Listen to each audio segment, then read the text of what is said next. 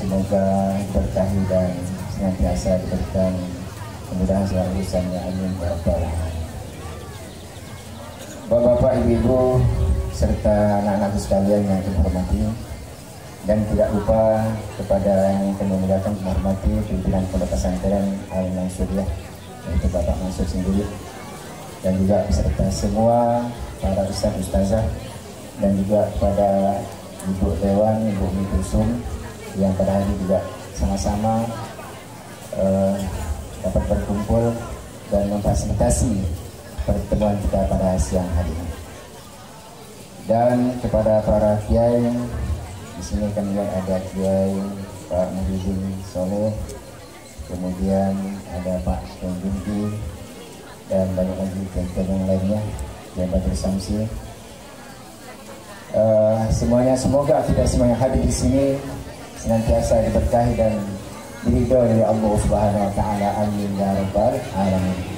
Bapak, Ibu hadirin yang kami hormati, alhamdulillah kami bersyukur pada siang hari ini, sore hari ini dapat berkumpul, dapat bersilaturahmi, dapat bermuajahah, tentunya dengan niat dan tujuan yang sama untuk kita memperingati Maulid Nabi Muhammad SAW, yang tentunya sudah berkali-kali kita laksanakan hari ini, dan harapan kita semakin banyak kita memperingati Maulid Nabi Muhammad SAW ini, makin tumbuh kecintaan kita kepada baginda Rasulullah SAW, dan kita berharap kepada Allah Subhanahu Wa Taala diberikan kekuatan untuk melaksanakan semua ajaran-ajaran yang beliau sampaikan. Bapak, Ibu hadirin yang kami muliakan, inilah suatu bukti dan pertanda bahwasanya alhamdulillah untuk Desa Pulau Dua kegiatan-kegiatan seperti ini sangat marak sekali, mulai dari mushola, surau, masjid sampai ke rumah-rumah, dari pondok-pondok pesantren mengadakan kegiatan-kegiatan seperti ini, dan tentunya ini akan memberikan dampak yang besar dalam kehidupan kita selaku orang beriman kepada Allah Subhanahu Wa Taala, beriman kepada Rasulullah SAW. Kita yakin apa yang dijanjikan oleh Allah Subhanahu Wa Taala melalui sabda, melalui firman Allah Subhanahu Wa Taala, a'udzubillahi minasyaitonir rajim, bismillahirrahmanirrahim, walau anna ahlal qura amanu wattaqau lafatahna 'alaihim barakatin minas sama'i wal ardh. Sekiranya penduduk kampung, penduduk satu tempat beriman dan bertakwa kepada Allah Subhanahu Wa Taala, maka turunkan keberkahan dari langit dan dari bumi. Maka daripada itu, insya Allah kampung kita akan berkah, rumah tangga kita akan berkah, kemudian keturunan kita akan juga berkah semua, dan menjadikan anak-anak yang soleh dan solehah yang akan meneruskan perjuangan baginda Rasulullah SAW. Kami selaku pemerintah desa berterima kasih kepada semua, khususnya kepada pihak penyelenggara memperingati peringatan Maulid Nabi Muhammad SAW ini. Mudah-mudahan segala kebaikan, upaya daya dan segala pengorbanan yang dikeluarkan mendapatkan ganjaran setimpal dari Allah Subhanahu Wa Taala, amin ya rabbal alamin. Dan juga sekali lagi kami ucapkan terima kasih khususnya kepada Bapak Kiai Malik Sanusi yang jauh-jauh hadir kepada kita, tentunya suatu kami harapan untuk memberikan pencerahan yang lebih kepada warga-warga kami di sini, sehingga warga kami di sini senantiasa mendapatkan hidayah, mendapatkan kekuatan untuk melaksanakan seluruh perintah Allah Subhanahu Wa Taala dan mengikuti sunnah-sunnah baginda Rasulullah SAW. Terakhir pemberitahuan ataupun pengumuman, insya Allah tanggal 15 Desember nanti kita akan mulai melaksanakan MPK tingkat kecamatan. Mohon kepada semua warga kami Desa Pulau Dua untuk mendukung dan memberikan doa semoga pelaksanaan itu sukses dan memberikan nama baik untuk desa kita Pulau Dua ini, dan kepada desa-desa lain juga insya Allah akan datang kepada kita, dan kita akan mari bersama-sama menjadi tuan rumah yang baik yang dapat menjadi contoh bagi desa-desa lain. Barangkali ini yang kami sampaikan. Sekali lagi terima kasih kepada semuanya dan mohon maaf atas segala kekurangannya. Wallahu muwaffiq ila aqwamit thoriq. Wassalamualaikum warahmatullahi wabarakatuh. Waalaikumsalam.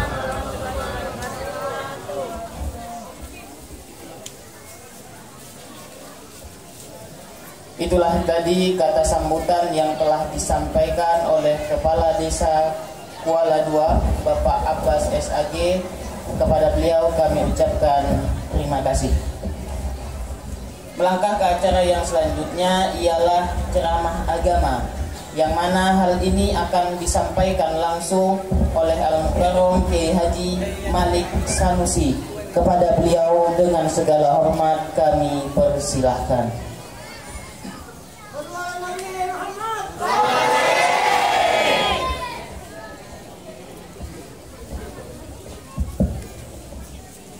Bismillah. Operator sound system bisa dinyarikan. Suara agak selak. Bassnya dikecilkan ya. Treble-nya dibuka, coba biar keluar. Bantu saya. Cek. Bismillahirrahmanirrahim. Treble-nya mas. Cek. Assalamualaikum warahmatullahi wabarakatuh.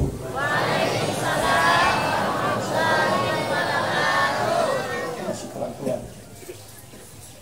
Ini banyak. Itu malah tertutup, gak dibuka malah. Cek. Tribelnya cek.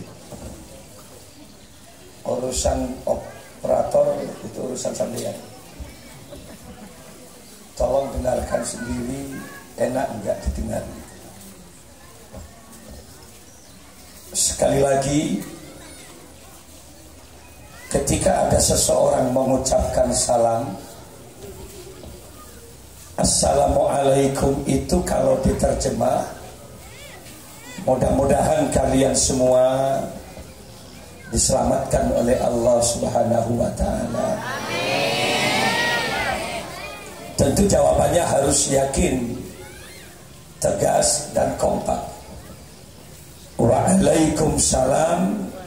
Ya Kiai, mudah-mudahan sama-sama diselamatkan oleh Allah. Ada aturan ketika hadir di majelis taklim.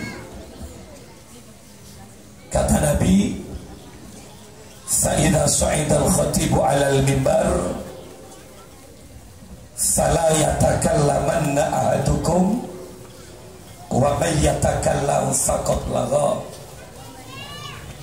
Apabila seorang penceramah sudah mulai bicara di atas mimbar, aturannya fala yatakallamanna ahadukum, tolong yang di bawah jangan juga ikut bicara. Kalau di atas bicara, di bawah juga bercerita, fakot lalo, maka sia-sialah pengajian kita siang ini. Rugi biaya, rugi tenaga, rugi waktu. Oleh karena butuh konsentrasi. Kata Nabi, ansitu wasma'u. Ansit tenang, isma mendengarkan. Mudah-mudahan yang hadir di tempat ini hari ini akan mendapatkan keberkahan dari Allah, mendapatkan syafaat Rasulullah SAW. Coba sekali lagi, Assalamualaikum warahmatullahi wabarakatuh.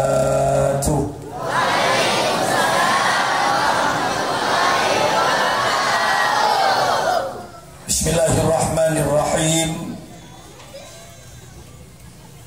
Alhamdulillahi rabbil alamin. Al-qail fi kitabihil karim, a'udzu billahi minasy syaithanir rajim. Bismillahirrahmanirrahim. Laqad kana lakum fi rasulillahi uswatun hasanah liman kana yarjullaha wal yawmal akhir wa zakarallaha katsira. Wassalatu wassalamu ala asyrafil anbiya'i wal mursalin sayyidina Muhammadin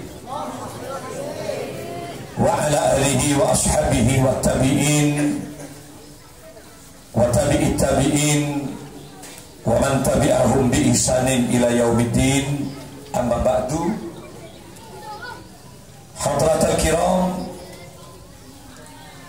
masyayikhina al-afadil wa ulama'ana al-kurama, para masyayikh, para kiai, para asyatir yang saya muliakan, wabil khusus Ra'isul Ma'had Muassasa pengasuh pondok pesantren Al-Mansur.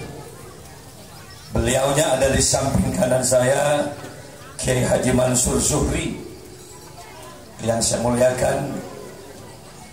Hadir saat ini Kiai Haji Muhyiddin Soleh, beliau pengasuh pondok pesantren Hidayatul Mubtadi'in yang juga saya muliakan. Alhamdulillah juga hadir di samping kiri saya Kiai Haji Zuhdi Muzaki, pengasuh pondok pesantren Antal Amin yang saya muliakan. Alhamdulillah tadi telah memberikan kata sambutan Bapak Kepala Desa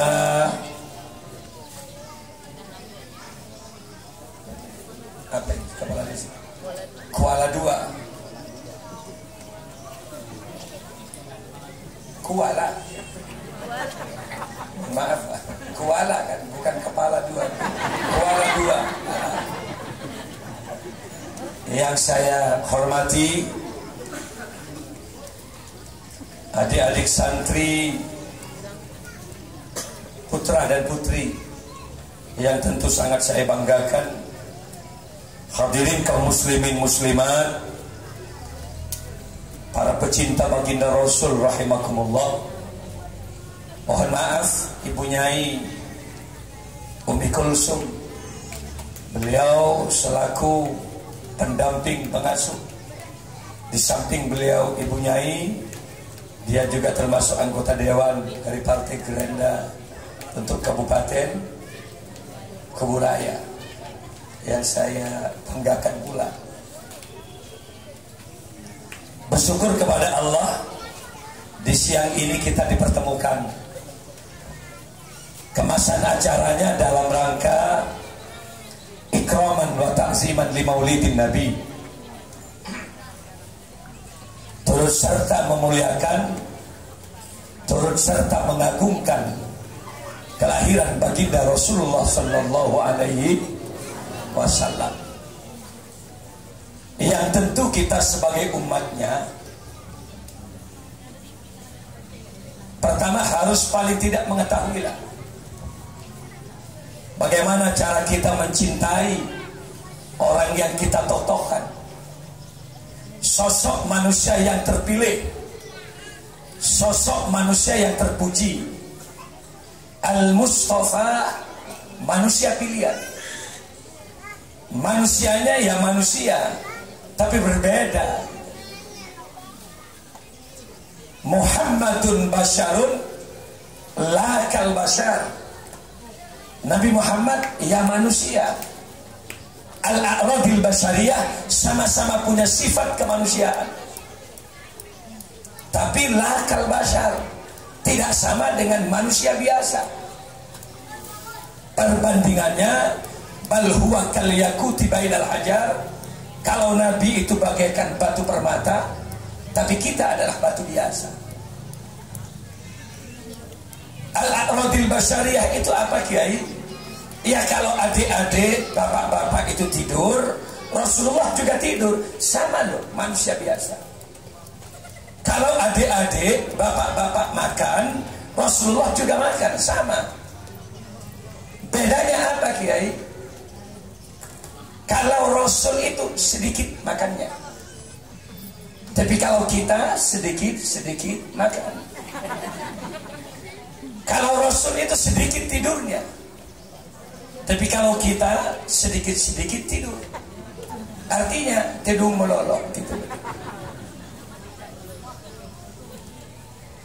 Seperti apa, Kiai? Ya bal huwa kal yakut bainal hajar. Perbandingannya kalau Rasul itu bagaikan batu permata. Kami kemarin pernah diundang juga di Martapura. Kebetulan di Banjarmasin itu, di daerah Martapura ada banyak penjualan batu-batu permata. Ketika saya tanya, ada safir, ada zamrud, Saya tanya, kalau ini berapa? Bapak ini butuh yang seperti apa? Kelas ini. Jadi ada kawinnya. Kalau Bapak Yai ini memang butuh yang bagus, ada yang 800 juta, ada yang 2 miliar, kecil, gram-graman juga. Enggak dipajang sama dengan batu yang lain. Tidak semua orang bisa melihat. Itu pun ada di dalam, digembok, pakai lampu sorot. Tidak semua orang bisa menyentuh, karena mahal. Satu diamond itu ada yang harganya 2 miliar. Barangkali itulah Rasulullah. Dan kita adalah batu biasa. Satu truk 200.000. Betul ya. Harganya kami nggak tahu di sini. Kalau di Jawa itu ada yang 80.000 gitu deh. Itu pun kalau bisa diangkut Bapak. Kalau nggak bisa diangkut ke truk, ya tetap bisa jadi penongkona orang dengan sungai.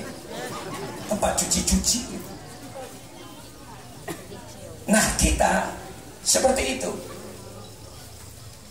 Seperti apa ya sosok Muhammad itu siapa gitu.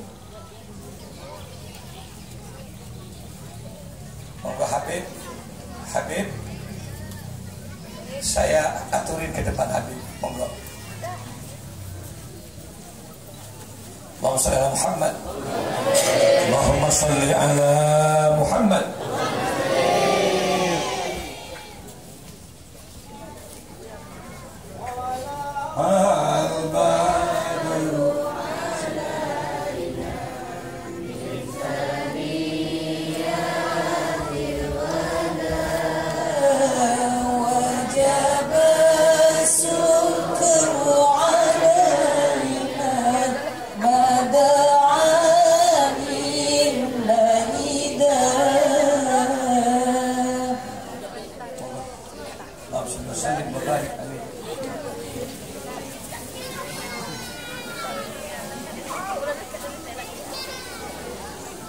Alhamdulillah, Habib juga hadir di tengah-tengah kita.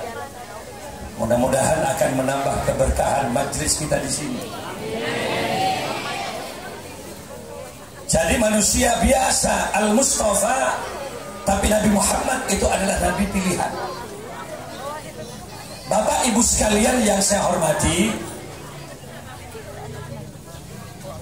kalau berbicara persoalan makhluk Allah, ada makhluk Allah yang tidak pernah bersalah. Makhluk ini tidak pernah durhaka kepada Allah. La ya'suna ma amarallahu bihim. Mereka tidak pernah maksiat. Mereka tidak pernah melakukan dosa. Siapa makhluk ini? Adalah malaikat Allah.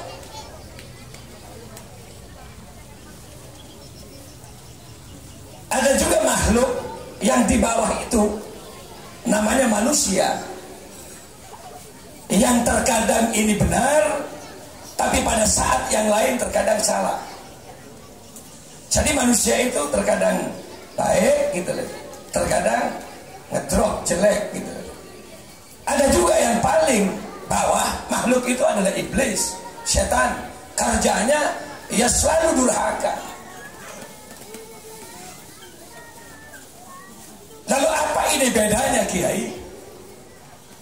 Kalau malaikat tidak pernah durhaka, kalau malaikat tidak pernah berbuat salah, itu sih wajar. Kenapa? Karena memang disetting oleh Allah tidak bersalah. Malaikat tidak punya nafsu. Malaikat tidak banyak keinginan-keinginan. La ya'suna ma amarallahu bihim. Malaikat tidak menikah. Malaikat tidak punya ayah. Malaikat tidak punya mertua. Yang gak pernah punya salah kepada ayahnya. Kenapa? Memang gak punya. Malaikat gak pernah punya mertua. Mungkin ada kabar bahwa malaikat Jibril sudah lamaran ke Pontianak ini, ke Buraya. Gak ada Pak ya. Wal malakul ladzi bila abi wa la akla la syurba wala nauma lahum, kan gitu. Wal malakul ladzi bila abi wa Wal malaikat itu bila abin, tidak punya ayah, wa dan tidak punya ibu. Jadi malaikat tercipta dari nur cahaya langsung jadi. Beda dengan kita. Kita kan harus lewat proses perkawinan. Kalau dalam kitab Al-Quran, kalau Nabi Adam tercipta dari tanah. Kenapa? Manusia pertama. Kholaqo. Walaqad khalaqnal insana min sulalatin min tin. Kholaqo itu artinya mencipta dari sesuatu yang tidak ada menjadi ada. Adam dari tanah. Kita summa ja'alnahu nutfatan. Kita dari sperma. Dari mana? Ya dari manusia laki-laki itu. Adam dulu dicipta. Baru kemudian Ibu Hawa dari tulang rusuk Adam. Jadi kalau perempuan itu memang dari tulang rusuk laki-laki. Makanya perempuan itu yang betul memang selalu pendamping. Selamanya pendamping. Terlalu maju kurang baik, terlalu ke belakang juga kurang baik. Maksudnya pendamping. Tapi pendamping itu luar biasa.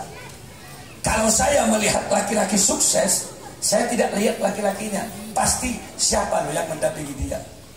Karena 80% keberhasilan laki-laki tergantung siapa yang mendampingi laki-laki itu. Mohon maaf, inilah pentingnya perempuan.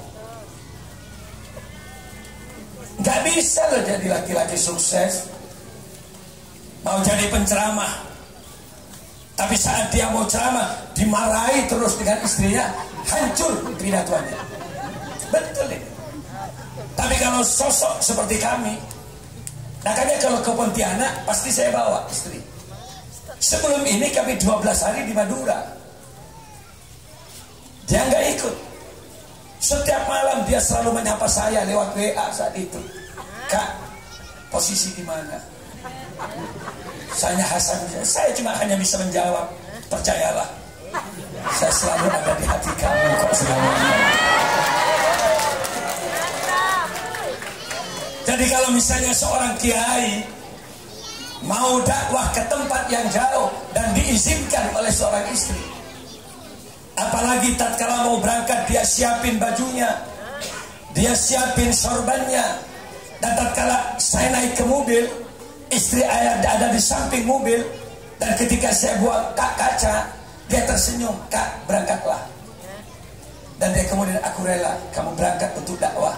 Apalagi dia sambil senyum dan berdoa, Kak gitu, percayalah, doaku selalu menyertaimu. Kekuatan dakwah itu luar biasa kuatnya. Karena siapapun sebagai pendamping seorang laki-laki, 80% punya saham keberhasilan itu. Makanya kalau saya lihat orang sukses itu memang mesti yang saya tanya istrinya. Wah ini kok pengusaha ini kok sukses ya? Mesti saya oh istrinya hebat. Karena tidak mungkin lah mau jadi pengasuh, mau jadi pengusaha, mau jadi pejabat, kalau kemudian istrinya sendiri nggak bisa dipimpin oleh suaminya, nggak mungkin dia tenang untuk bicara kepada orang lain. Qu anfusakum wa ahlikum nar, kan itu. Jaga dirimu, baru kemudian jaga keluargamu. Kalau Anda sudah hebat menjaga diri dengan keluarga, barulah dakwah kita lakukan keluar. Yang penting kekuatan integritas keluarga itu kuat. Maaf Ibu, ketika saya berangkat ke Pontianak, langsung saya bawa istri saya. Istri saya itu satu-satunya. Saya nggak punya istri lagi kecuali itu. Mohon maaf. Ini banyak yang curiga kayaknya. Jadi kalau ibu ke Bondowoso, ke pesantren kami, ya dia istri saya. Dia sudah punya anak 4, hampir dia punya cucu. Tapi coba lihat, persis kayak SMA kelas 2. Mungkin ibu bertanya, kenapa sih Kiai? Apa karena Kiai yang terlalu tua gitu loh ya? Ya enggak lah. Saya cuma ikut sabda Nabi, ma akraman nisa illa karim.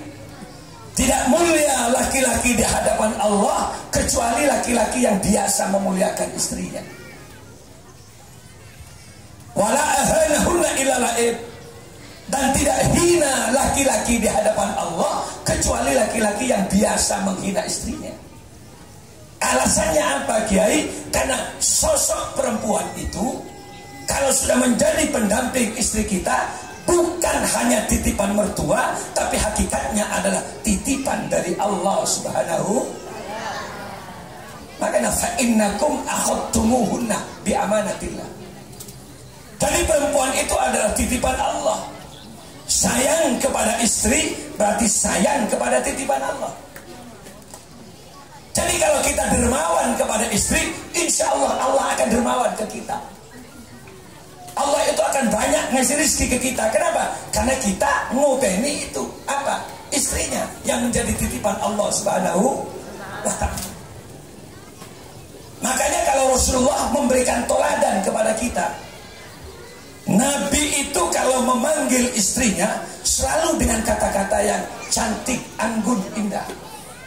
Nabi itu mesti kalau memanggil istri, ya Humairah, wahai yang merah pipi. Ada dua kata dalam haikal hayatu Muhammad. Terkadang Nabi itu mengatakan, ya Fuadi, wahai belahan jiwaku. Ya Humairah, wahai yang merah pipi. Kenapa? Rasulullah sadar dan beliau memahami bahwa sosok perempuan itu adalah makhluk yang senang disanjung. Perempuan itu adalah makhluk yang senang dimanja, dan selamanya perempuan butuh perhatian dari kaum laki-laki. Betul Ibu ya? Mohon maaf. Makanya kalau Nabi selalu memanggil ya Humairah, kenapa? Agar istrinya tersanjung dan dia bangga. Makanya bapak-bapak ini kalau mengaku umat Rasulullah, sekali-kali tiru Rasulullah. Terutama yang sudah sepuh-sepuh. Panggillah kepada istri-istrinya, walaupun sudah nenek-nenek. Bilanglah, sayang, gitu. Pasti ya dia loncat, apa sih ayah? Gitu ya. Mestinya lah. Atau paling tidak dengan kata, wahai Dinda. Jawabannya apa sih Kanda? Apa kata tetangganya? Ya Allah, kok ada angling dharma di sini? Jadi betul-betul dengan kata-kata yang santun. Pernah saya baca di haikal hayatu Muhammad, The Bible kehidupan Nabi. Pernah tatkala Sayyidah Khadijah itu minum, belum selesai Sayyidah Khadijah minum, Nabi kemudian mengatakan, ya Humairah, tolong jangan kau habiskan minuman itu. Terperanjatlah Sayyidah Khadijah, fi muskilah ya Rasulullah. Apakah minuman yang saya minum ini adalah masalah Rasul? Ada racun atau ada sesuatu yang membahayakan kepada diri saya? Nabi tersenyum, tidak. Ya Humairah, kali ini saya cuma ingin minum sisa apa yang kamu minum. Coba, terkejut istri Nabi, ya Allah, udahlah Rasul, kami tersanjung dengan ucapan Rasulullah. Tapi kalau boleh diizinkan ya Rasulullah, izinkan kami buatkan minuman yang baru untuk Rasulullah. Apa kata Nabi? Berikan saja gelas itu Khadijah. Kali ini saya cuma ingin minum satu gelas dengan kamu. Bagaimana kira-kira jiwa seorang istri tatkala sisa minumannya diminum oleh suaminya? Diberikan gelas itu oleh Sayyidah Khadijah. Tatkala gelas diberikan, gak langsung diminum. Diputar gelas dengan Rasulullah, diputar ke kanan ke kiri, dilihat-lihat di mana Sayyidah Khadijah meletakkan bibirnya. Di situ Rasulullah menempatkan bibirnya di bekas bibir istrinya. Sampai Sayyidah Khadijah tersenyum dan meneteskan air mata, ya Rasulullah, baiti jannati, rumahku adalah surgaku. Begitu bahagia Sayyidah Khadijah melihat perilaku Rasulullah itu. Ayo bapak-bapak sekali-kali niru. Gitu loh. Kalau ada istri minum, terutama yang sudah agak sepuh-sepuh, sekali-kali lah bapak bilang, istriku, sayang, tolong jangan kau habiskan minuman itu. Apa kata nenek?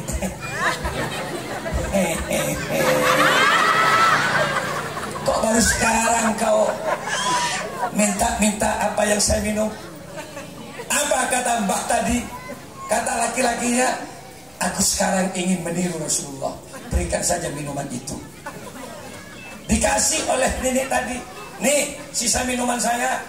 Diputar juga ke kanan ke kiri, di mana nenek perempuan meletakkan bibirnya, di situ suaminya meletakkan bibirnya pula. Selesai minum, pingsan dia nenek tadi. Kenapa? Istrinya Buru Aminah ada kempir, sere, kapur gitu ya, yang dimakan. Sebagian kapurnya tersisa. Akhirnya 3 hari 3 malam masuk puskesmas. Mudah-mudahan nggak diberitakan COVID ini. Gitu loh. Makanya ibu-ibu, saya mohon betul ini. Ibu itu harus cantik. Ibu itu harus indah. Kalau Sayyidina Ali menyatakan an-nisa'u karroyahin, perempuan itu bagaikan bunga-bunga. Kalau bicara perempuan, identik dengan kecantikan. Perempuan itu cantik, api, indah, harum, segar, mewangi. The woman is beautiful. Kecantikan itu milik perempuan. Makanya ibu-ibu harus bersih gitu. Cepet-cepet. Apa cepet juga?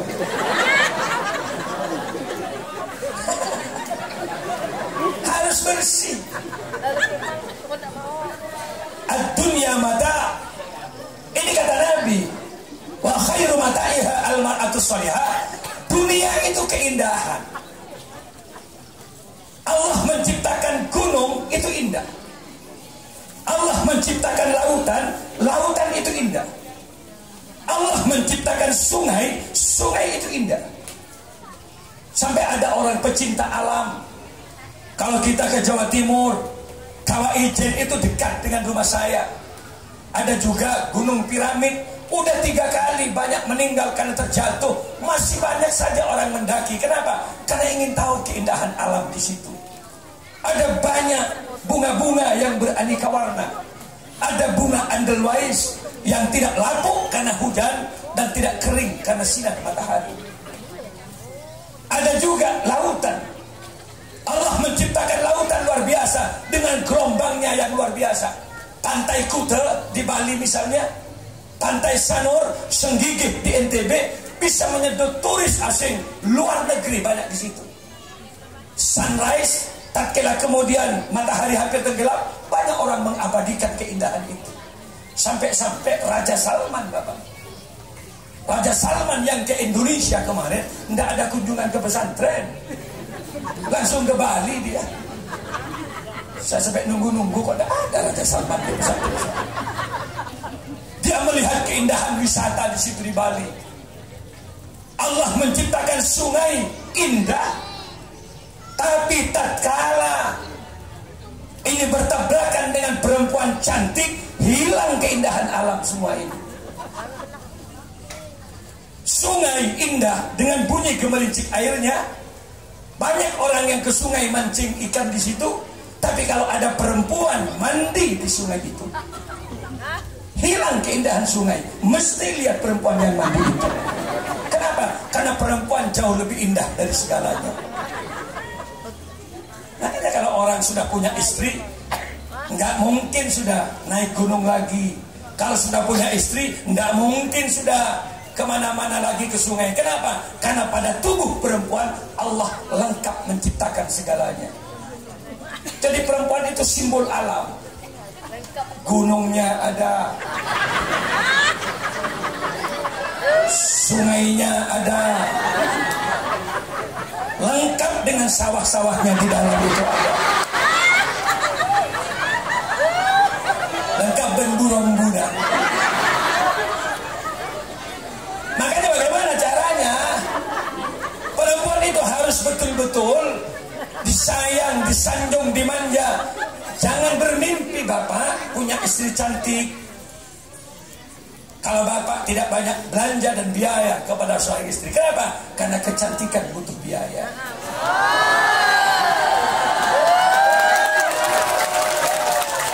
Ada istri akhir-akhir ini yang lagi viral, glowing katanya, glowing. Mempercantik diri, walaupun nggak putih sekarang itu bisa putih. Jadi gitu. Jadi saya juga begitu sama istri. Saya bilang, tolong kamu percantik diri kamu. Pokoknya bibirmu, wajahmu, matamu percantik ketika di hadapan saya. Apa kata istri saya? Kenapa kak? Ingat, di luar banyak saingan. Saya bilang gitu.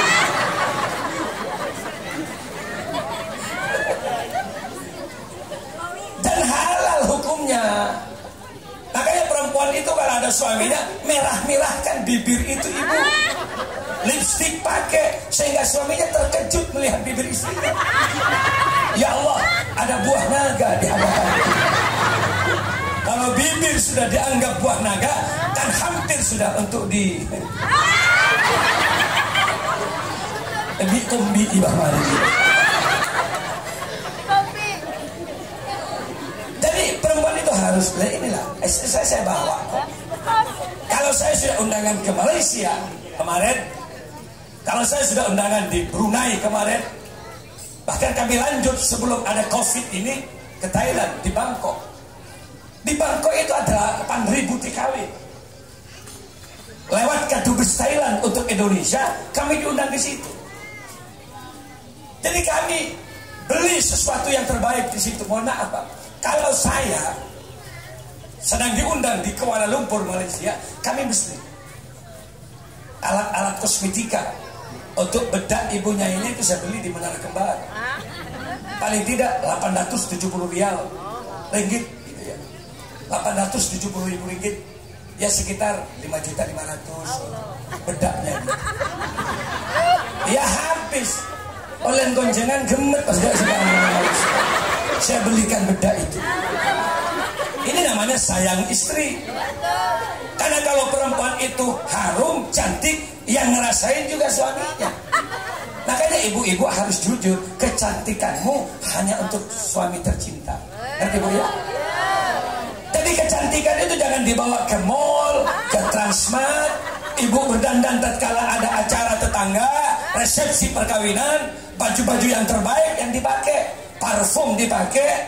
Tapi tatkala dia pulang ke rumah, yang terbaik bajunya dilepas, dia pakai daster sejak lebuk-lebuk. Ya betul batik, tapi harus gak ada gambarnya, itu dipaksakan gitu. Ini salah. Kalau saat keluar pakai parfum, saat tidur dengan suami, remason yang dipakai. Ini salah kaprah. Tatkala dipeluk oleh suami, ya Allah, panas dan panas. Apa kata istrinya? Loh itu cap elang itu kan? Memang panas. Gak boleh ibu, itu salah. Saat saya undangan di Bangkok, di Thailand, Masya Allah jarang di situ orang Muslim memang, orang Hindu. Saya pikir ini siapa yang undang saya? Saya ketika di hotel nunggu adzan subuh, nggak ada bunyi adzan subuh. Loh ini sudah waktu di Bangkok ini sudah subuh. Akhirnya saya turun ke bawah, Masya Allah.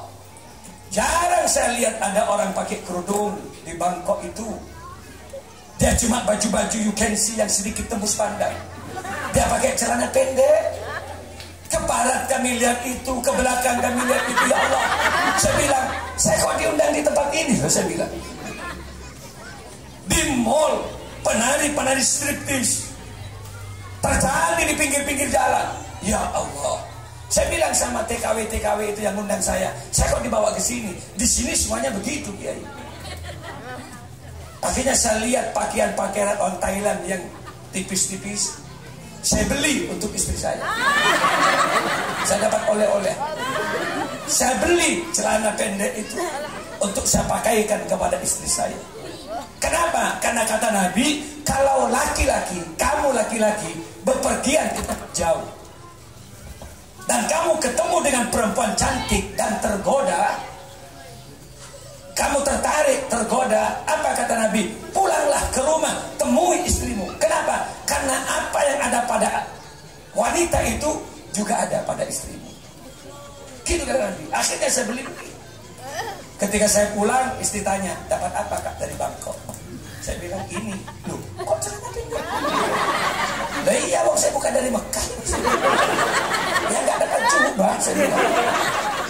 Ya Pak, yang mau pakai siapa? Lah ya kamu. Ketika kemudian pakaian ini harus kamu pakai, ketika anak sudah pada tidur, saya sudah kecapean pulang dari undangan jam 2 malam, pakailah. Alhamdulillah.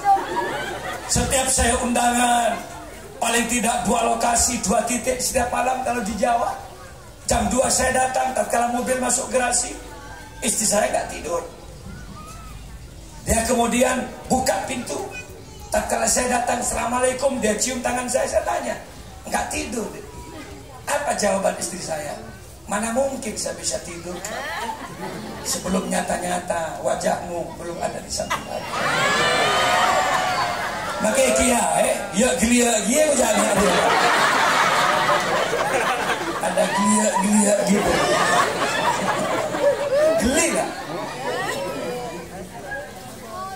Akhirnya saya bilang mau tidur, istri saya mesti pakai bantal. Dia pakai selimut bantal yang selalu saya pakai. Kalau mau tidur monggo, saya siapkan. Enggak lah, saya baru tertidur di mobil. Maunya apa? Saya bilang buatkan kopi dulu, nunggu sholat subuh. Kalau saya bilang nunggu subuh, maka istri saya kalaupun pakai mukena, dia lepas mukenanya. Baru dia pakai baju-baju yang sedikit tembus pandangnya. Betul. Nah kia, mau ngenalin dia maksud ngelosot dia.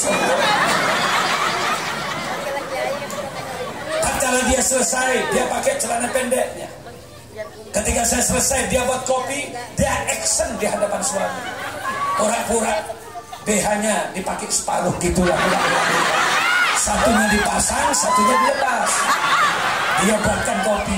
Walaupun kiai, keker dia sama ada apa ini kok berbeda? Gitu. Istri saya jawabannya cuma satu. Kamu sudah capek Kak? Dari tadi sampai undangan yang kamu hadapi begitu terus. Sebagai manusia pasti ada titik kejenuhan. Lalu sampai kenapa begitu? Inilah alam yang berbeda. Mudah-mudahan dengan ini sampai itu bisa sembuh, bisa fresh kembali, jadi restart pada pertemuan awal dulu seperti ini. Alhamdulillah Ibu. Mau tahu Ibu, kalau orang berdandan hanya untuk kebahagiaan seorang suami, ingat Ibu, falaha isrina darajah, 20 pahala yang diberikan oleh Allah. Jadi Ibu nggak sia-sia kalau kepada suami. Berdandanlah, kalau bisa lipstick pakai. Ini lagi loh, sido.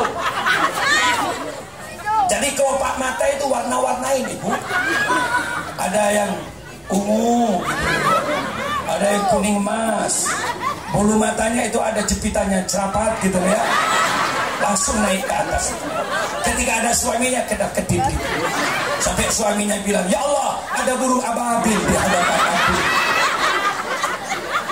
Itulah.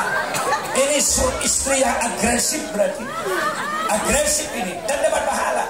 Kalau ibu itu berdandan dan betul-betul bisa menggoda suami, falaha isrina darajah. Man nazaraha falaha isrina darajah. Tatkala ibu berdandan, suami bilang, "Dek, duduk kamu di hadapan saya hari ini. Demi Allah hari ini aku tertarik, gak rugi loh aku punya istri secantik kamu." Berarti berhasil. Setelah selesai didudukkan oleh suami, kok dipegang-pegang? TV ini milik siapa dia? Ya milik aku Kak, cuma halal untuk kamu. Kalau ini milik siapa? Ya milik kamu lah. Sampai disentuh-sentuh. Wa mam massaha. Massa itu artinya iltiqaul bashar, bertemunya kulit. Dipegang-pegang, disentuh-sentuh. Arba'in darajah. 40 pahalanya. Jadi ibu kalau dipandang 20, kalau dipegang itu berapa? 40. Kalau ditekan gitu ya, bagi ketek nih sebelumnya gitu, itu siti nadaruja 60 terjadi. Ada yang lebih tinggi pahalanya, waman kubbalaha. Kubbal itu artinya mencium, tapi ada yang lebih ekstrim di kamus bahasa Arab. Coba lihat, kubbal itu artinya iltiqaus syafatain, bertemunya dua bibir, berarti mengecup. Kalau suami mengecup istri, balas dengan kecupan yang lebih mesra. Berapa pahalanya? Sama ini nadaroja 80. Jadi kalau ibu dikecup, ya jangan menggigit ibu. Kalau menggigit ya sumbing suaminya gitu. Pagi-pagi sudah ke puskesmas, ya Allah, kemetan bibir karena muda sekali. Habis. Tapi kalau sampai kumpul dengan istri, coba lihat fadailul amalnya, sama dengan melakukan pembunuhan kepada 100 orang kafir.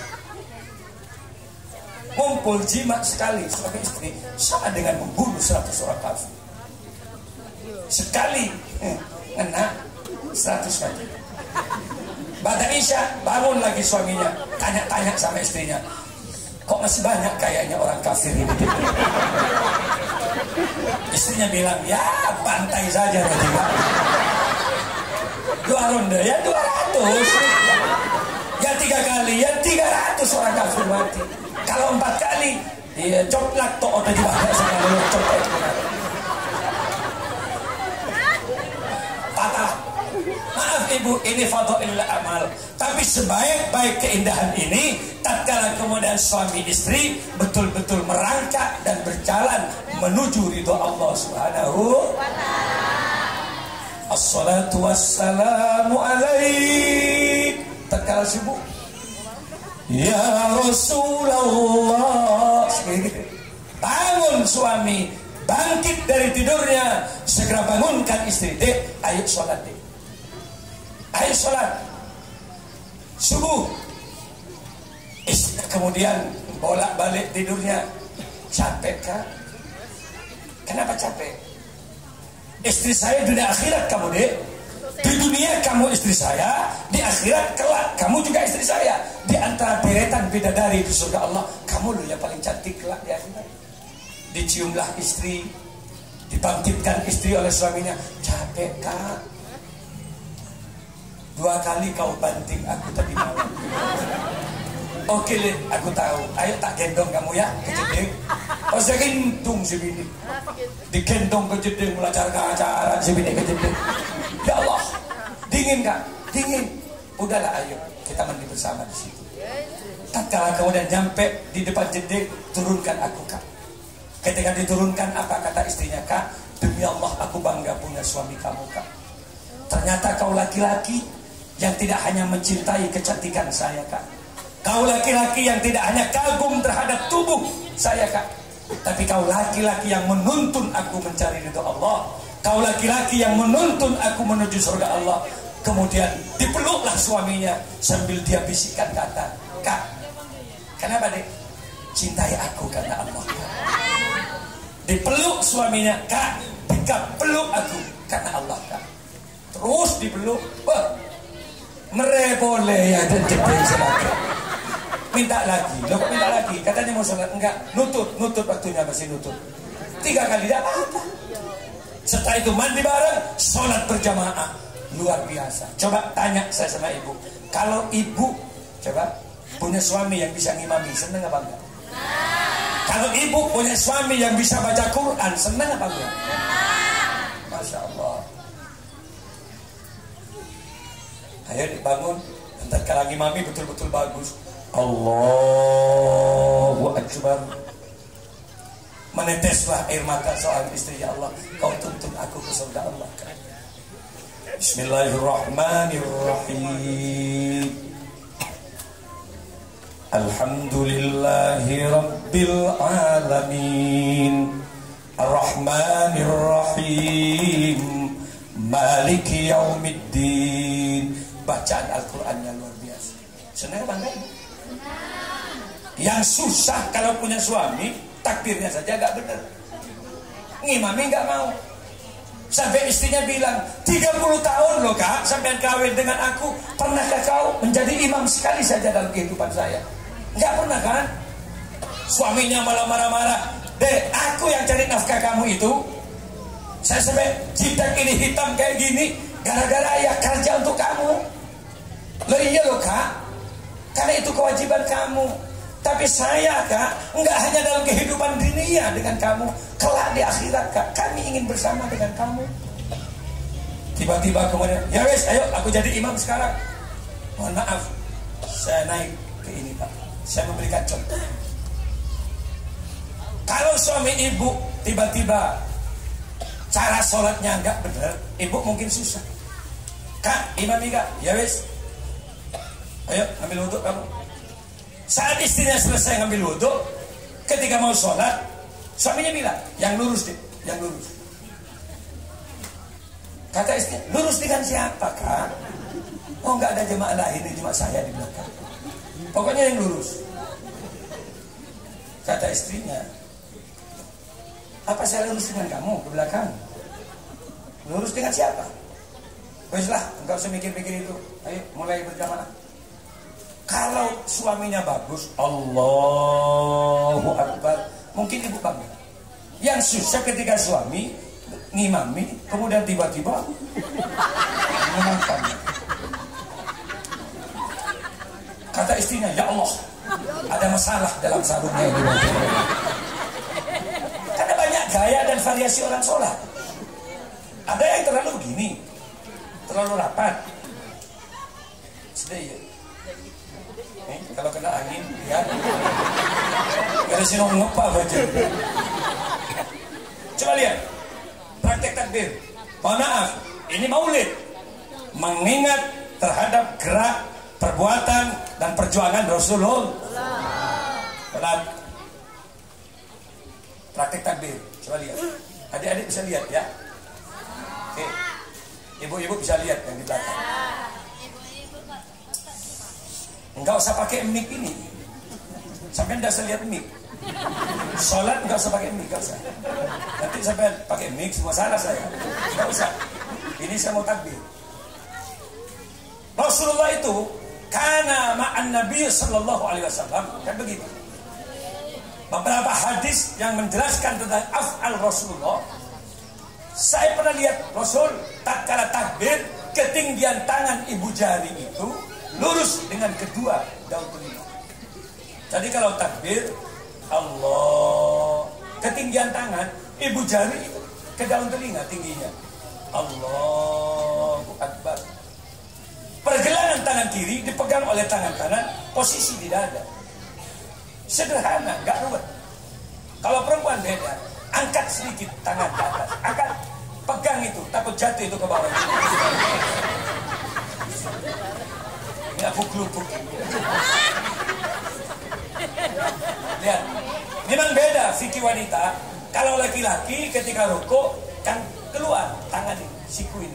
Tapi perempuan masuk ke dalam, kempok ke dalam. Kenapa? Mitong-mitongan ke dalam. Beda. Coba lihat. Jadi Allahu Akbar. Sederhana, tangan kanan, tangan kiri, tangan kanan gini, pegang. Pergelangan tangan kiri dipegang oleh tangan kanan. Sederhana. Jadi robalah yang terlalu. Kenapa kok sampai pasang kuda-kuda sendiri? Kok nggak mau carok ini dengan mereka? Allah, terlalu ruwet ini. Ada yang terlalu enjoy. Saya lihat itu terlalu santai sholatnya. Allah. Sami Allah. Allahu Akbar. Kata malaikat, kalau lapar kok sholat itu orang. Yang paling pusing kalau punya menantu nggak bisa apa-apa. Sholat nak, oke bah. Mbaknya udah sepuh masih di. Yang lurus bah, yang lurus. Kata mbaknya, saya sudah gak lurus nah. Pokoknya yang lurus. Gemetar sudah meluruskan diri. Padahal yang lurus sapnya bukan punggung orang tuanya. Kemudian ketika takbir menantunya, Allahu Akbar. Sami Allahu liman hamidah. Allahu Akbar. Berarti dia nggak tahu ngaji. Coba lihat di kitab Ihya Ulumuddin karangan Al-Alim, Al-Allamah, Al-Arif Billah, Imam Abu Hamid bin Muhammad Al-Ghazali. Aqra ditempatkan di posisi pertama. Tadi yang jadi imam itu yang bagus bacaannya, bitajwid, ada nada panjang pendeknya ayat, wa tartil, fasih, ro, za, shin, qaf, sod, do, jelas. Kalau alifun bil makna tidak usah. Ro, kena ke ghin, mending jadi makmum, nggak usah jadi imam. Ar-Rahmanir Rahim. Geli makmumnya dengarkan. Siratan lagi na'an'amtu alaihi ghairil maghsubi alaihim walassali. Kata mbahnya ancor, bukan amin, ancor, rusak. Maka penting keberadaan Yayasan Al-Mansur, Pondok Pesantren Al-Mansur sebagai lembaga pengembangan bahasa yang titik tekannya juga at-ta'mik, pendalaman keagamaan. Maka penting adanya diniyah, pelajaran Al-Quran, pelajaran tajwid harus ada di pesantren ini. Apa kelebihannya nanti?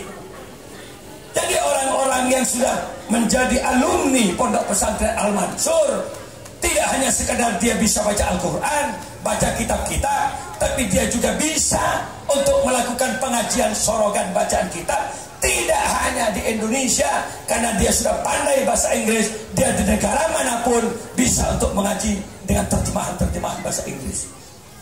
Ada juga bahasa Arab, tidak hanya di sini, tapi tatkala kemudian ada keluar di rumah, Anda juga bisa menyebarkan agama tidak dengan bahasa yang satu ini, juga dengan Inggris, dengan bahasa Arab. Lebih mengalami pengalaman yang lebih banyak daripada hanya mengalami satu bahasa itu. Mudah-mudahan ada banyak manfaatnya. Tapi saya yakin dengan bacaan-bacaan Qur'annya, tartilnya tadi itu luar biasa di sini. Saya bilang sama Kiai Mansur itu, gimana Anda mengelola, memanage pesantren di sini? Kami Kiai ada sebagian dari Al-Amin Perinduan Madura. Sebelum saya berangkat ke Pontianak ini, kami sudah ceramah di Pondok Pesantren Al-Amin itu kemarin. Ketika saya tanya, memang ada banyak dari Pontianak sana ya, dari Kalimantan juga banyak di situ. Saya bilang, saya besok ke Kalimantan. Mana Pontianak? Banyak orang Kalimantan, ada dari Kaltim, ada dari Banjarmasin, ada Pontianak yang ke saya. Pontianak mana Kiai? Nah, ini yang ngatur jadwalnya Pak Arbani, dia bilang. Kuburaya pasti ada di Kuburaya. Cuma saya tidak tahu kalau di sini ada kepala dua itu.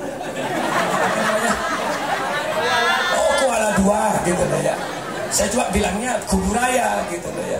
Kuburaya. Makanya gimana caranya Kiai?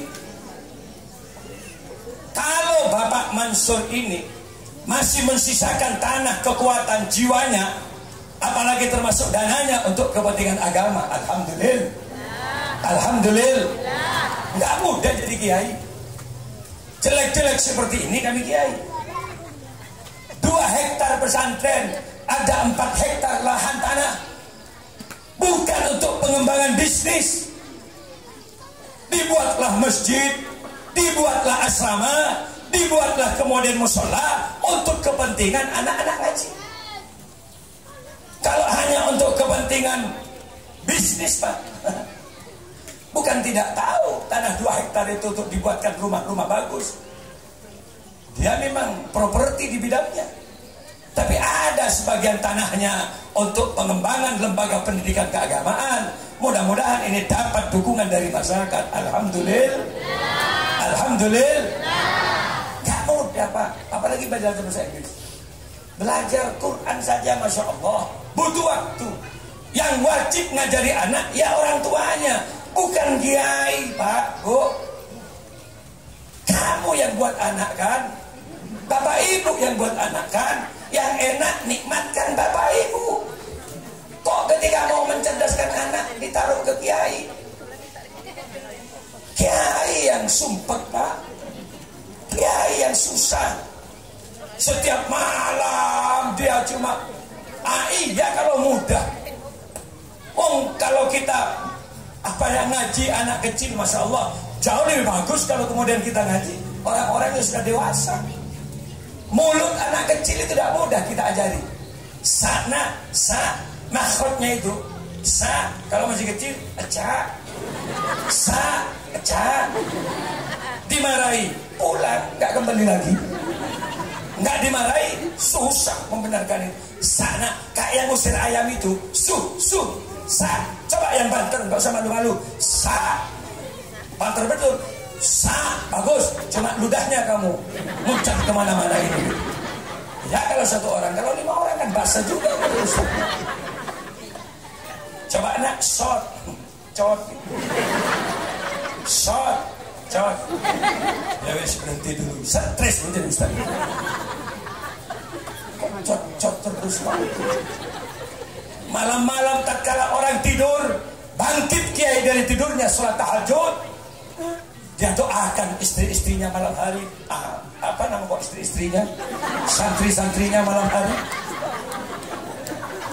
Kok bisa salah saya ini? Jadi gini loh, dia doakan santri-santrinya malam hari yang gak bisa baca Al-Quran itu. Apa kata kiainya? Ya Allah, benarkan mulut-mulut santri saya Allah.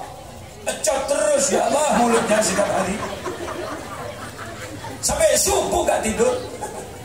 Colok betul pagi, colok ya Allah. Ecot terus coloknya ya Allah. Subuh ngantuk kayak buat kopi sendiri. Semata-mata ingin mempertahankan waktu mustajabah.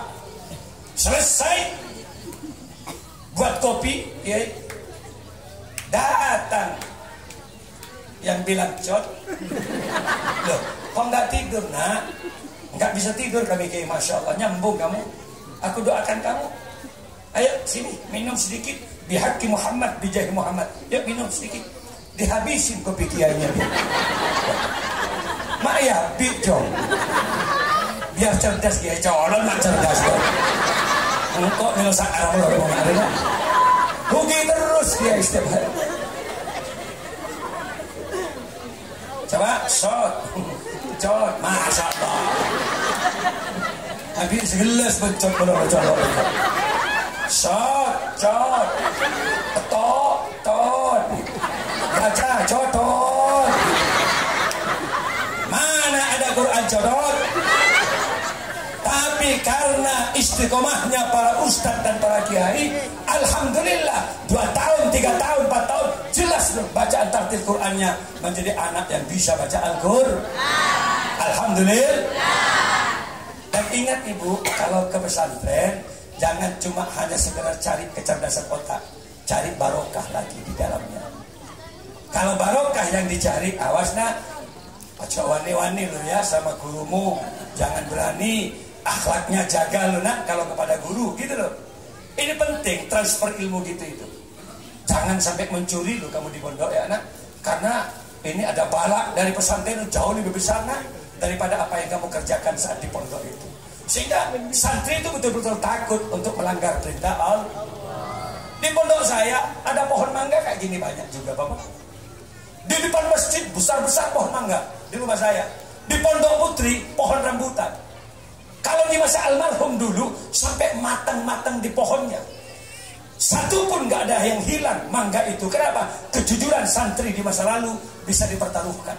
Kenapa? Akhlak yang dijaga.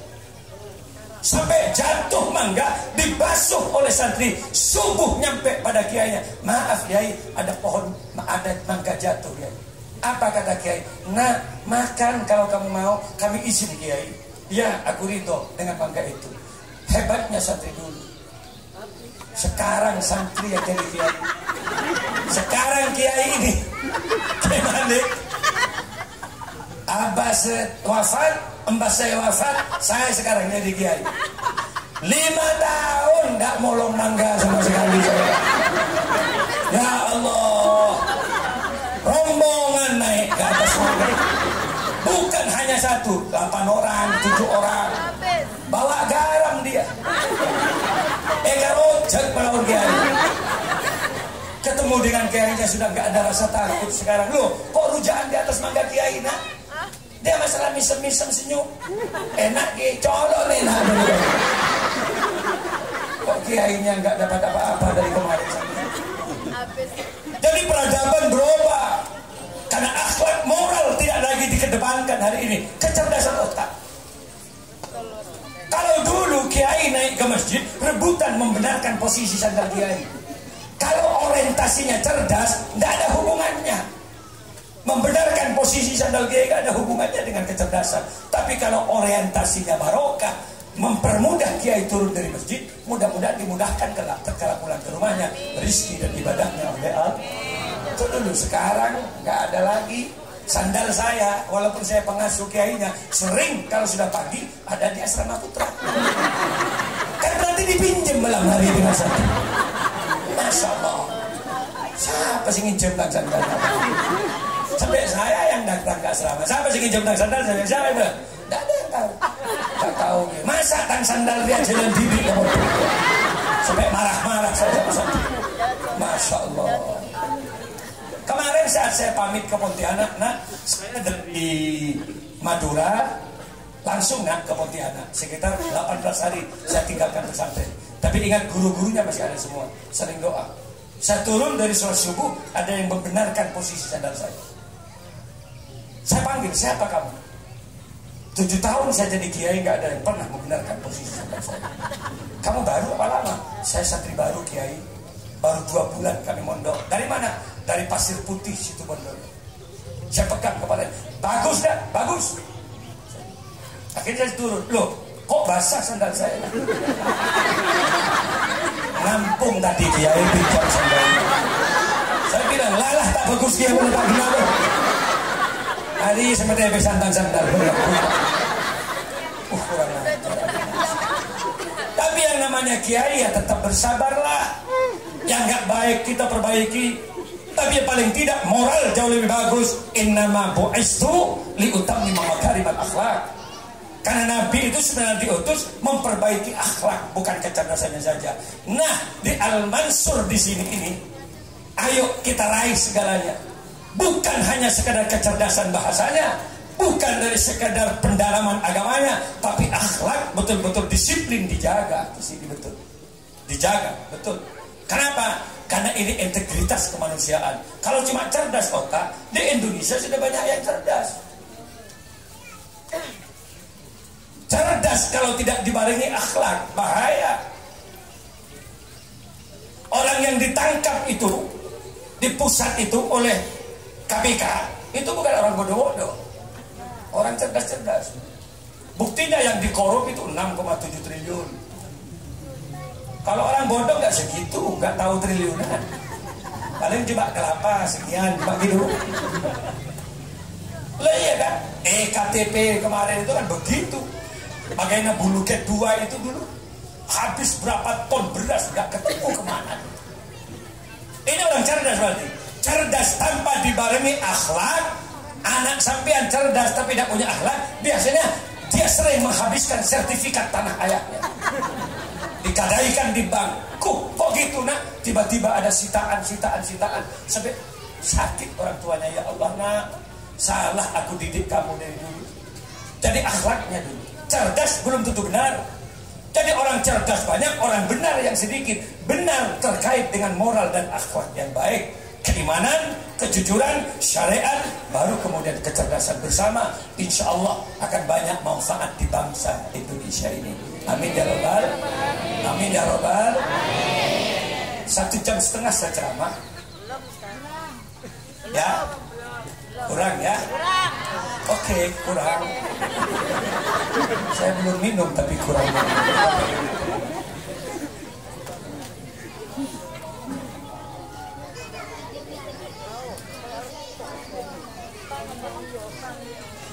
Kenapa penting ilmu?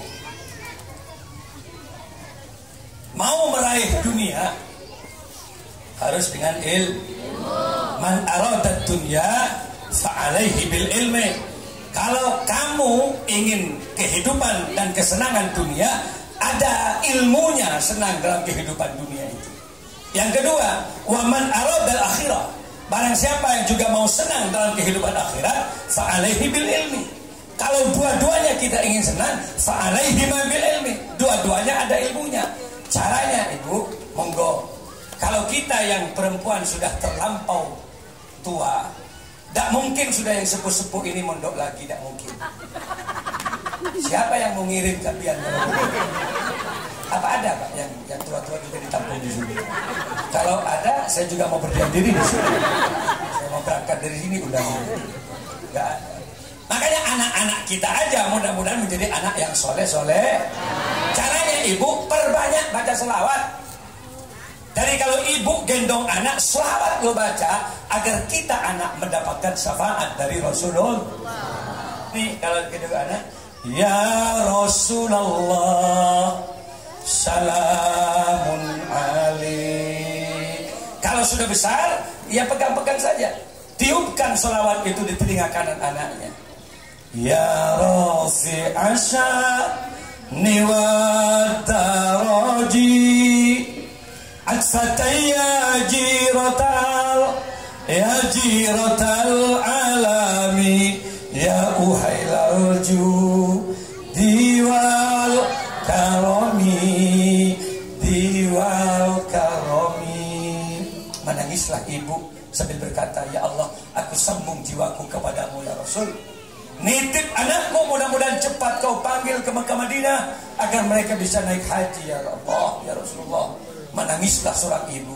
Jadi kalau pegang anak jangan menyanyi, terbanyak baca sholat, zikir, gitu. Jangan menyanyi. Memori anak peka. Kenapa orang lahir diadani? Agar telinganya langsung ditiupkan kata-kata Allahu Akbar agar memori anak terkumpul di dalamnya kekuatan, kebesaran nama Allah. Jangan nyanyi Bu. Kalau lagu yang kurang sopan jangan dinyanyikan ke anak. Memorinya pegang.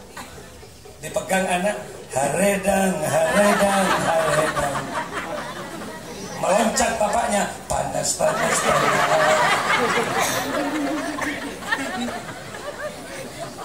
Ya, panas dingin anaknya.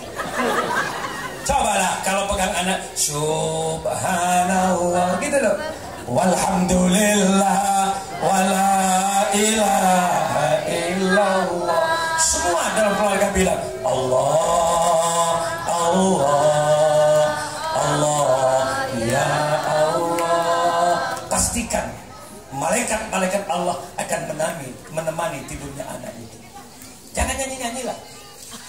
Pegang anak, hidup penuh likuni. Iya, lu bilu anak jadi gitu.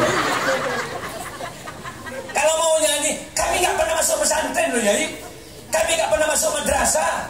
Kami gak bisa selawat. Silahkan lagu-lagu Indonesia, tapi mendidik gitu loh. Abdullah, nama ayahnya, Aminah ibundanya. Gak apa mengenalkan keluarga Rasulullah. Yang penting hafal. Kalau nggak hafal, ya jangan pura-pura tahu lagu ini. Rusak sejarah kalau nggak hafal ini. Tiba-tiba ngarang-ngarang sini Sutrisno. Rasulullah nggak punya family Sutris. Hafalkan dulu baru. Kalau nggak, lagu Roma Irama nggak apa-apa. Lagu keramat yang mengantarkan anak paham terhadap perjuangan orang tua, tidak apa-apa. Pegang anak, nyanyi, hai manusia. Katakan pada anaknya, nak, kamu manusia, nak. Kamu bukan ayam, kamu bukan musang. Kamu manusia. Hormati ibumu, gitu lah, yang melahirkan, yang khusus ibu, dan membesarkanmu. Pegang anak, darah dagingmu dari air susunya. Kalau ingin mudah rezeki, bawa di depan-depan perempatan lampu merah yang ada di Pontianak, Pururaya, di depan Transmart. Menyanyilah, dialah manusia satu-satunya. Bapaknya pegang toples dan satu-satunya yang menyayangimu tanpa ada batasnya. Loncatlah suaminya, ketuk-ketuk kacanya mobil itu. Insya Allah setengah hari sudah penuh terus dengan uang recehan. Tapi kalau ingin anak yang soleh, masukkan di pondok pesantren, istiqomahkan dia ibadah, doakan kiainya, mudah-mudahan segera anak menjadi yang bagus dunia, bagus juga di akhirat. Amin ya robbal. Kami mohon doanya sekali saja Bapak Yai.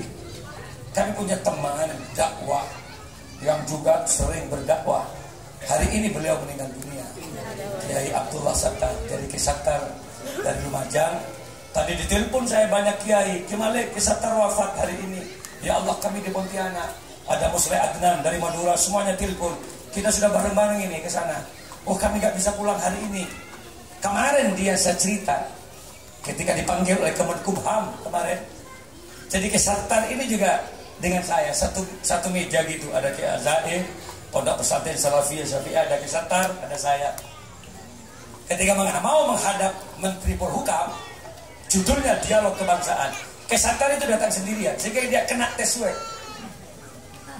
Saya dengan banyak kiai, tiba-tiba kemudian semuanya dirapit gitu. Saya nggak mau. Loh, kok dirapit? Kok katanya ini dialog, ini aturannya begitu ya. Ketemu menteri harus tes swab dulu deh. Saya nggak mau. Sudah tes suhu saja cukup, nggak usah rapit-rapit. Karena saya lihat ada itu panjang gitu, dimasukkan ke hidung sampai di sini. Yoker begitu. Kiai jangan digitukan. Ini kalau rapi ya, pingsan ini kalau begitu semuanya. Akhirnya saya nggak mau. Nggak boleh Kiai, harus ini. Karena ketemu menteri saya bilang, ada apa sih kalau ketemu menteri harus swab? Saya bilang, saya diundang. Akhirnya saya bilang, jangan. Pikiran saya, kalau saya ini positif, maka kemudian saya garis lain semua pesantren Sukorejo, Lumajang, ini kayak besar semua, semuanya garis lain, dan semua harus dites rapid pesantren, hilang, harus pulang semua. Saya nggak mau, bukan berpikir saya pribadi. Akhirnya gimana? Gak apa-apa lagi, ayo masuk. Karena yang dipentingkan dialog interaktifnya. Oke, lah masuk ke dalam ada Kisattar ini. Sudah tiba-tiba senyum-senyum. Ki, gimana rapidnya barusan? Enggak usah saya. Tuh, saya dimasuk di sini. Ini senang ngimusan gitu lah Kiai itu. Gitu terus. Cocok. Saya punya Ki, tenang Ki. Ini mau dialog ini. Ntar lagi kita bicarakan. Kenapa kalau dulu Pak Wiranto itu dibacok langsung dianggap teroris? Kenapa kalau Syekh Ali Jabir itu dibacok tiba-tiba ada pengumuman orang gila? Kita tanyakan ke Munggu Habib ini ada apa? Hukum di mata negara itu gimana hari ini? Dan saya bilang, alhamdulillah saat itu terjadi dialog yang luar biasa. Itu pertemuan terakhir saya dengan Kisattar. Dan kami berangkat ke sini, beliau sudah wafat. Mudah-mudahan amal perjuangan dan dakwahnya dikabulkan oleh Allah dan mendapatkan maghfirah dari Allah. Semua yang hadir di sini, usuluhum wa furu'uhum, yang punya ini semua tanah, termasuk yang membabat tanah Kalimantan ini, Kuburaya, Pontianak, semuanya perbuatan amalnya akan dikabulkan oleh Allah dan dapat maghfirah dari Allah. Amin ya rabbal. Al-Fatihah.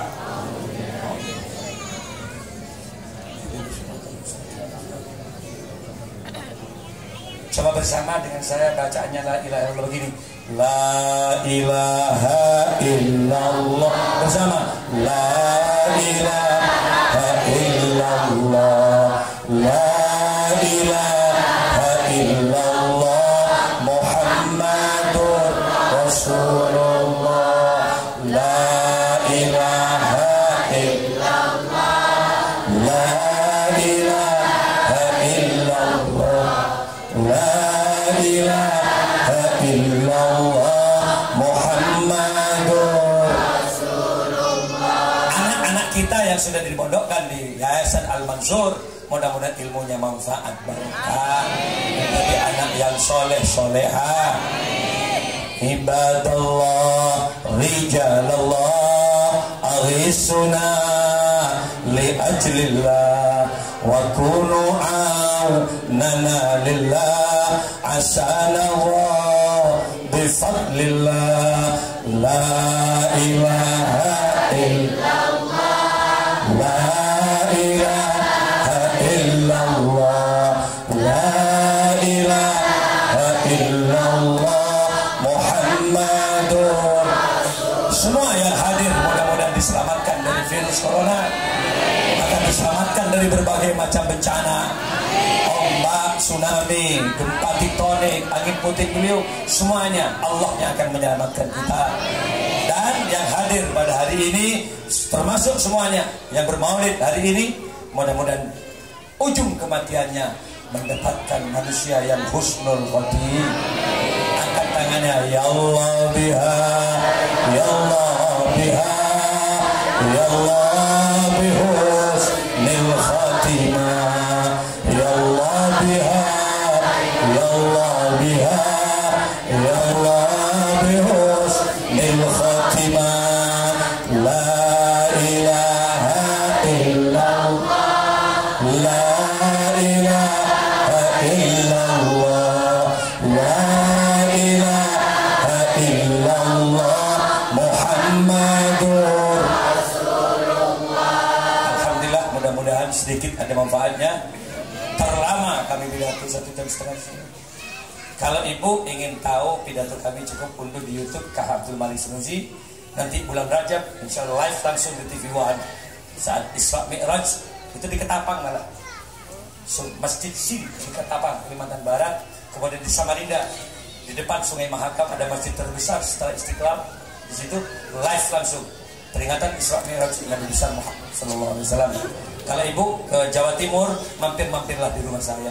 Senangnya, assalamualaikum Kiai, mana kepala 2 Kiai misalnya. Oh, Kuala 2 dari Kuburaya Kiai. Alhamdulillah, senangnya Bapak. Kami dari Bondowoso, kalau ibu itu misalnya ke sana, kami punya tempat penginapan. Kami buat tempat penginapan lengkap, dinding kolamnya itu free bagi siapapun yang sudah ke saya, Pontianak, Kalimantan, Malaysia, semua free. Berapa hari saja? Tanya Ki Malik di situ. Apalagi Bapak Mansur mau ke rumah, saya siapkan fasilitas. Walaupun tidak full AC, tapi juga dingin. Gitu. Di situ nggak panas seperti di sini, dingin. Di pesantren saya juga ada. Alhamdulillah, berapa hari? Seminggu, monggo, free lah. Semuanya saya tanggung. 10 hari Kiai, monggo. Kami senang punya tamu. Sebulan Kiai, nah ini saya pikir-pikir kalau ini mau bertamu atau mundur ini, gitu. Langsung aja daftar pesantren gitu. Main-main ke rumah, mudah-mudahan ada manfaatnya. Saya kira itu yang bisa kami sampaikan. Hadanallah wa iyyakum. Wassalamualaikum warahmatullahi wabarakatuh.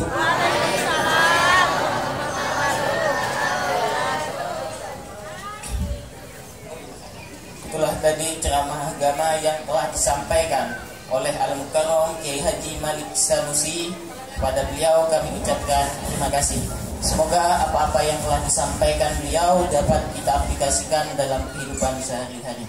Langkah ke acara yang selanjutnya adalah penutup, yakni pembacaan fihubi dan doa, yang mana hal ini akan dipimpin langsung oleh Kiai Haji Muhyiddin Soleh. Kepada beliau dengan segala hormat kami persilahkan.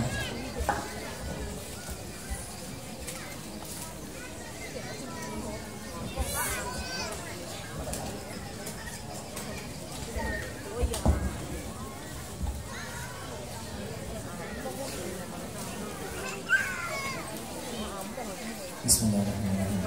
Astagfirullahaladzim, astagfirullahaladzim, astagfirullahaladzim.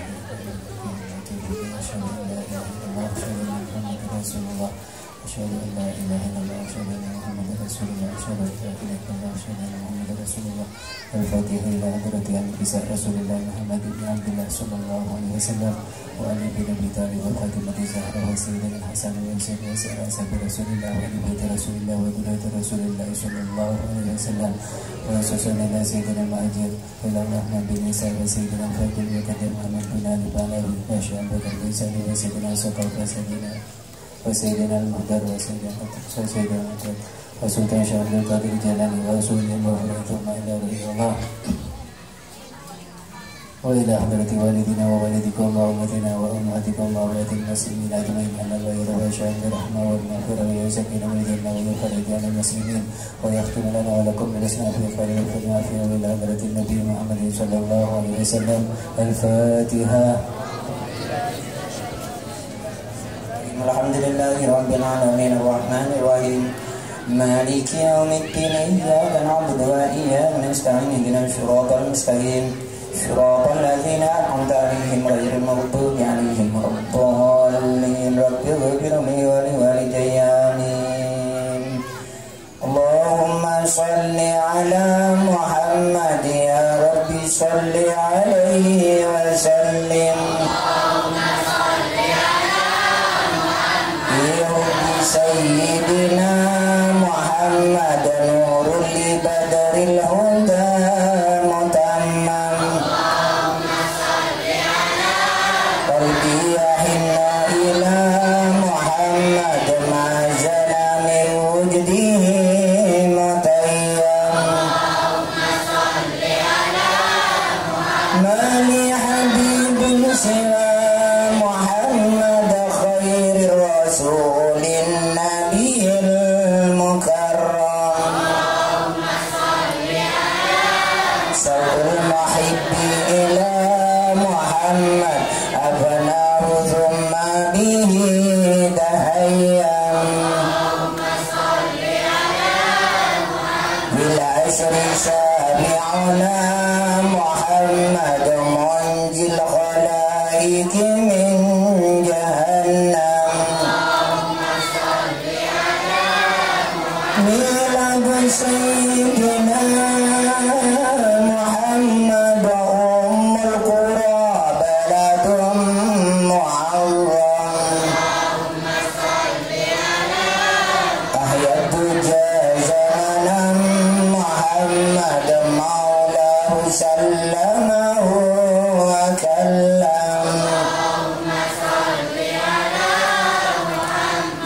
ندعوك أحمد يا محمد يا سيد الرسل المقدم.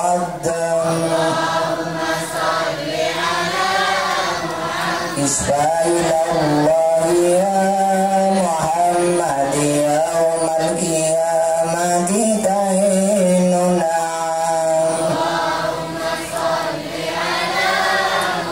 نرجو الشفاعة من محمد لو كنا نرتكب المحرم. ملجأنا محمد يوم الهوان به تعشم. النور جاء به محمد والحق بين إن تكلم.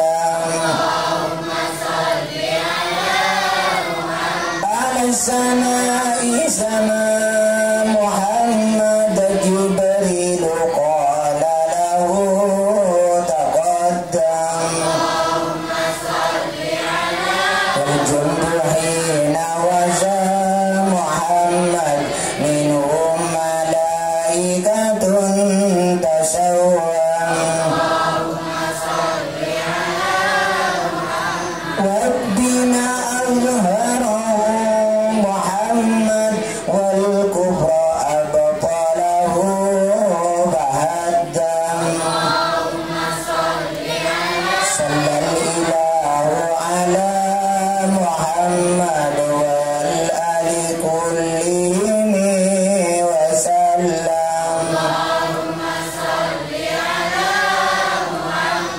صلى الله على محمد وعلى صحبه وسلم.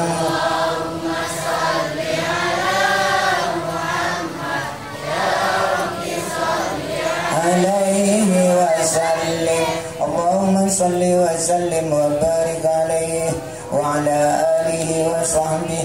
صدق الله العلي العظيم وبلغ رسوله حبيبه الكريم ونحن على ذلك من الشاهدين والشاكرين والحمد لله رب العالمين.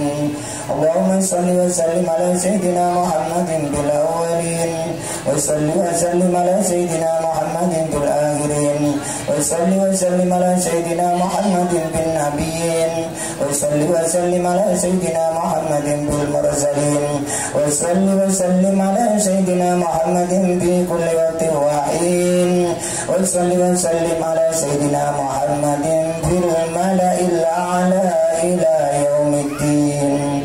السلام عليك أيها النبي ورحمة الله وبركاته. السلام علينا وعلى عباد الله الصالحين. اللهم بلغ روح سيدنا محمد منا تحية وسلاما وجزه عنا أفضل ما جزيت نبينا أمته وهذه الوسيلة والفضيلة والشرفة والدرجة العالية الرفيعة وبعث المقام محمودا الذي بعثه يا أرحم الراحمين.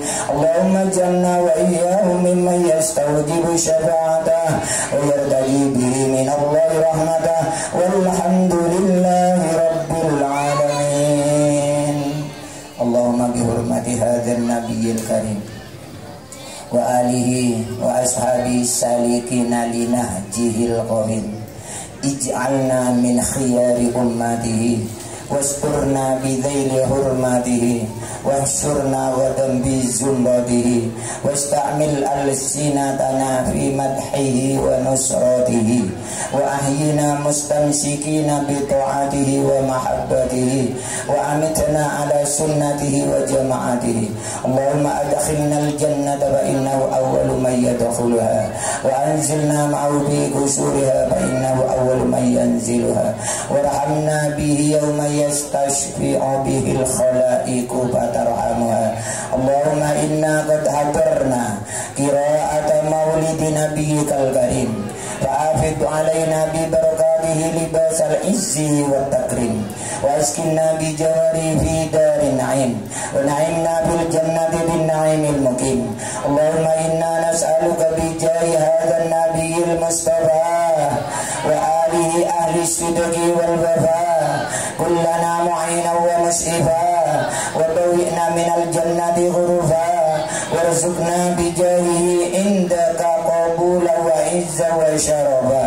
اللهم إنا نتوسل إليك يا الله بنبيك المختار وآله الأطهار وأصحاب الأخيار كفر عنا الذنوب والأوزار يا الله يا الله يا الله واحرسنا من جميع المخاوف والأخطار واجمع بيننا وبينه في دار القرار وتقبل منا ما قدمنا من يسير أعمالنا في الإعلان والإسرار وارحمنا برحمتك واغفر لنا إنك أنت الغفور الغفار يا غفار إلهي تأمم النعمة علينا ووفقنا لشكرك ما بكينا أذقنا برد عفوك والعوافي وهون كل مطلوب علينا فإنا لا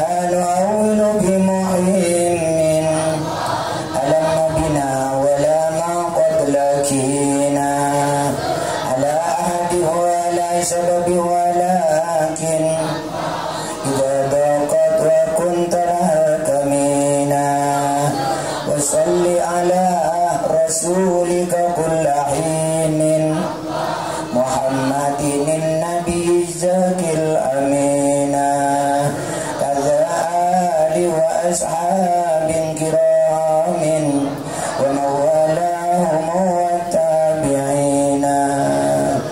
يا إلهي بحق دمر البغي والفساد يا إلهي بحق جد بلطفك يا جواد يا إلهي بحق آتنا السؤل والمراد حصل القصد والمراد وصب الوقت والوداد وبرؤيا محمد فرحت أنفس العباد الغرامنا ولو عاتنا لا تحركنا بالملك ذاك ديننا وملتنا ذاك لنا غاية المرام مهنتنا بلذتنا شلوتنا للهوى حرام ما فتنتم كفتنة آياتنا شددنا بلا كلام وصلى الله على سيدنا محمد وعلى آله وصحبه وسلم تسليما كثيرا وختم لنا منك بخير برحمتك يا أرحم الراحمين صلى الله ربنا بالمبين أحمد المصطفى سيد المرسلين وعلى آله وصحبه أجمعين صلى الله ربنا على النور المبين أحمد المصطفى سيد المرسلين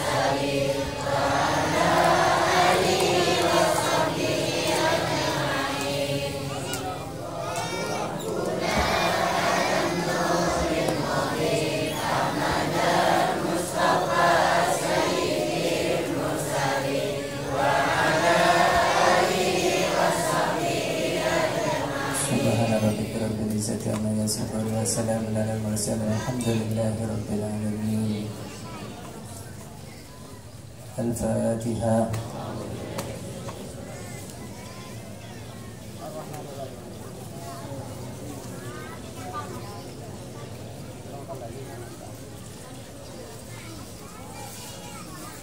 Dengan berakhirnya bacaan doa tadi, maka berakhir pula acara pada sore hari ini. Saya selaku MC, apabila ada ucapan yang tidak mengenakan, saya mohon maaf. Sekian dari saya, wabillahi taufik wal hidayah wa ridha wal inayah. Assalamualaikum warahmatullahi wabarakatuh.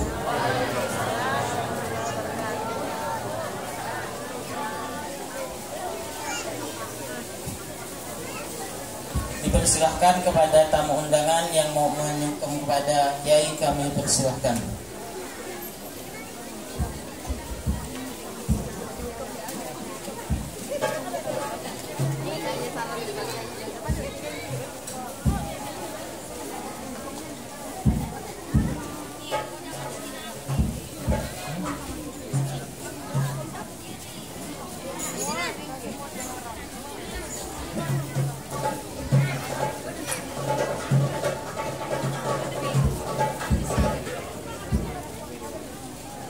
Ya Nabi, salam alaika.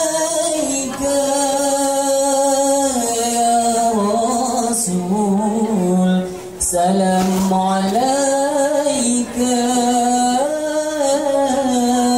Ya Habib, salam alaika.